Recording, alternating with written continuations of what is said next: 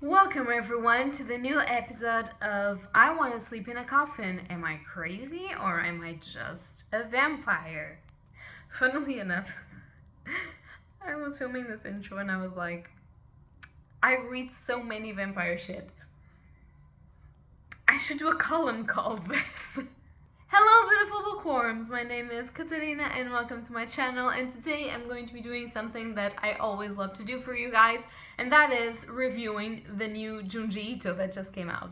So of course I'm talking about Soichi, the new short story collection by the master of horror, Junji Ito, and I loved this collection. I wasn't expecting to, and it was in both ways, let's just say, fun and terrifying at the same time, because this character has something to be said about him.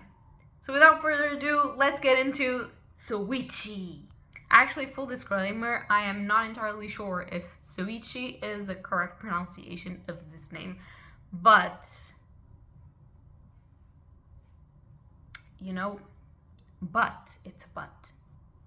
So, the short story collection Soichi is the newest short story collection that has been released by Viz Media in the Viz Signature line. It's beautiful, it's in this hardback edition, and it's finally a sort of dark blue purplish edition, which we love. I want to join with the others so that you guys can see how beautiful it is stacked. But yeah, it's very beautiful. It has beautiful end papers. It has one of the most strange but also terrifyingly beautiful hardback covers that I've seen for Junji Ito. So it represents Soichi using like a vampire cape, and he's probably in a church because all of the background is kind of like the vitrals illuminating the church, and it has a cross and he has some nails and a hammer and a doll because it's Soichi, and it's creepy, but it's also incredibly funny because he's so small. But I do not like the actions that Soichi does, full disclaimer, but it's a fun read at moments. So let me just say that I've reviewed all of the Viz Media mangas by Junji Ito, like all of the collections. I will leave it link up above. I have a full playlist of Junji Ito reviews.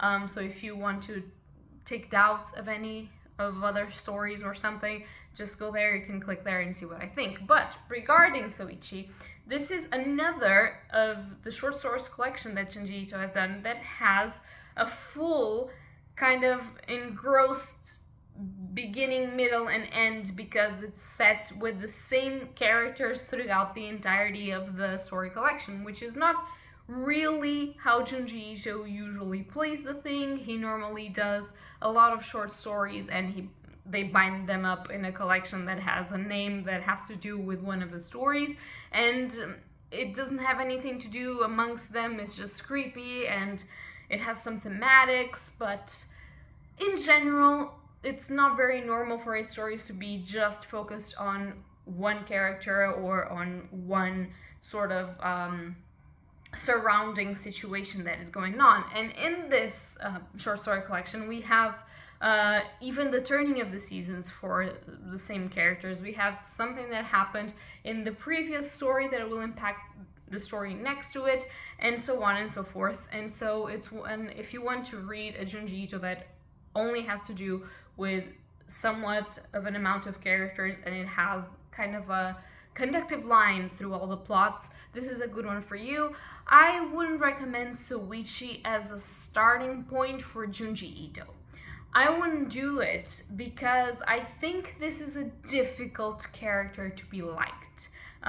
Sure, I've said that Soichi is funny, and I stand by it, he is funny. However, he's not at all likable. Sometimes you can feel some empathy for him and like, oh, poor Soichi, nobody likes you, you know? But at the same time, he's such an unlikable brat.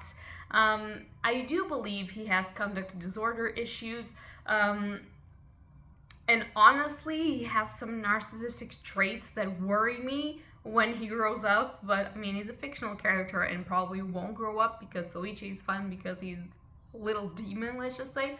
But he's not entirely a character that you're rooting for and worried that things will go wrong for them.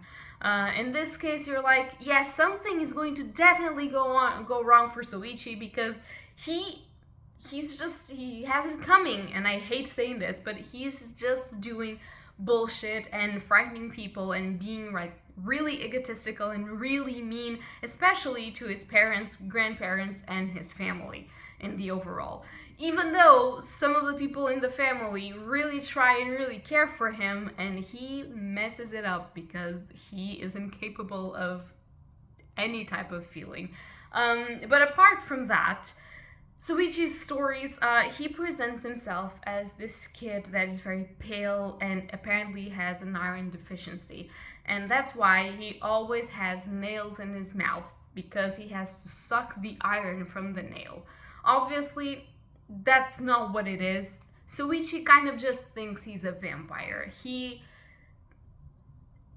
designates himself as Lord Me, and he like wants to sleep in a coffin, which is a story that is here. He wants to suck the blood out of people through using the nails that he has on his mouth and just biting people with them. He likes to eat ice cream with strawberry covering, imagining that covering is blood. So you can see why. And apparently, Soichi has been blessed with powers. He has some powers that he can use through the usage of dolls. He can bring them to life or put curses upon people. However, instead of using his powers like for good or just trying to understand them or just, take revenge on people that are really bad, Soichi kind of wanna curses everyone. And that's not great. So he is basically hopeless. His parents have given up on him because they're like, we're never gonna straighten him up, so just bear Soichi and be done with it. He's always living in the attic, and he has a lot of dolls, a lot of nails, hammers, and he has fun making people's lives miserable. He curses people left and right because they ignore him, but when they try to talk to him, he thinks himself too superior to talk with other people. So obviously, as normal, I try to always find a thematic that covers the entirety of the stories of Junji Ito, because I think that it might not be intentional, but the thematics are there. In what regards to Soichi, there's a lot of family thematics, and especially brother and sister and brother relationships. So Soichi is the youngest of a family of 3 children. So his older brother, he's the one that never takes his shit, and he kind of like bullies him a little bit, and he says it's just because he's mean, so he has to bully him so he stops. I'm not sure if that's what it is, but he's the one that's not up for his shit. Then he has a middle sister, and she just, from what Soichi says, thinks she's oh so pretty and just wants to see magazines and be a model and doesn't care about him. And then there's him. So obviously the thematics can pass a lot through the relationship between brothers and also cousins, and how Soichi ends up feeling very lonely even though he does everything in his power to actually be left alone. But I think it has a lot to do with family relationships. Some of the most fun things are when the brothers come into play, or they try to go after him, or they try to save his life, actually. And it's fun and also endearing to see that even though Soichi is so very strange, the family still loves him and they still want him to succeed and be okay. Like, there's a story in here where Soichi reveals a talent that he has, and his parents are like, finally, maybe through this he can be the little boy that we want him to be, like. But it doesn't work because Soichi is a little devil, and that's what he is. Obviously we're talking about a very small child. Soichi is in the 6th grade, I believe, 6th grade in Japanese. So is fairly small, prepubescent teen, and so it's a fairly common behavior to be hyperactive and to really want to test the limits that people put you. But I do think that the horrifying thing comes from that he doesn't learn anything with his mistakes, and he keeps on making mistakes and hurting people in his way to get what he wants, and he doesn't even end up getting it. So Soichi is a very controversial character. That's also why I don't believe that you should start with this. But if you are very familiar with Junji Ito, you have seen Soichi and some characters that are in here as well in other of his short stories collections. So it's very intriguing that you've saw like Soichi once or twice, and now you have a full developed story about him. It's also one of the Funko Pop imageries that have came out of Junji Ito's universe, so it's also very intriguing to know who he is and why he's behind all of these stories. He's as famous of a character as Tomi, for instance, which has her own book as well. And so for that reason alone, I think that if you like to read Junji Ito, if you've tried it and you think it's up for you and the humor is up for you, which is a little bit difficult, I think that you should read Soichi. It is great. I had lots and lots of fun reading it. I am over the moon that we have a collection about him, but he is a little demon. Let me just tell you, he is not like, please do not give me a child like this. He's just downright, but I love the chill of his parents. They're like, Soichi, can you stop? I would be frightened by some of the things that he does, but he never does stuff against his parents. He's very respectful in that way. But it's fun. It's fun, terrifying horror of seeing through the eyes of a little kid that thinks he knows everything and he's the king of the world, and the world is showing him that he's definitely not. It's incredible. I think it could also have a little bit of a coming of age story for Soichi. Obviously, we don't have an ending to his storytelling, but I'm hopeful that maybe Junji Ito decides to write more about Soichi and how he grows up, if he still grows up like as this demon person filled with curses, or if he just finally understands that he's backfiring on himself and just grows up.